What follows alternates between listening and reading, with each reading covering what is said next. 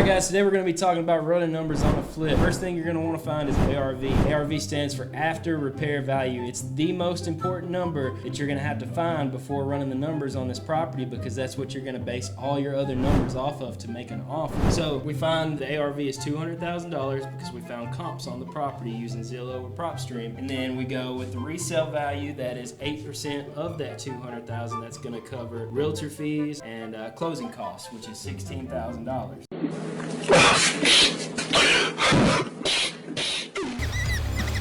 8% of $200,000 is $16,000. We're gonna run rehab on it. We're gonna get contractors to quote the job. You're gonna want multiple contractors to quote it. That way you have a good understanding of where it's coming in at. For this example, we're gonna use $20,000.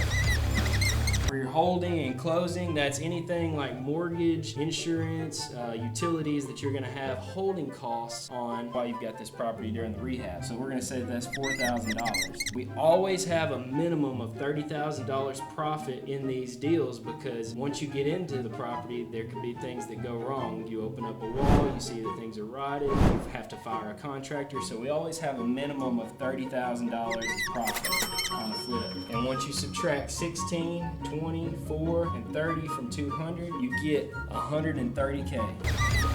That's your max offer price. You never want to start out with your max offer price. You always want to start lower and work your way back up to it. These are the basics on how to run numbers on a flip. Now, if you're using somebody else's money, like hard money or private money, you're going to have to add those fees in too. But these are the basics of. If you want more information like this, like and subscribe to our YouTube channel.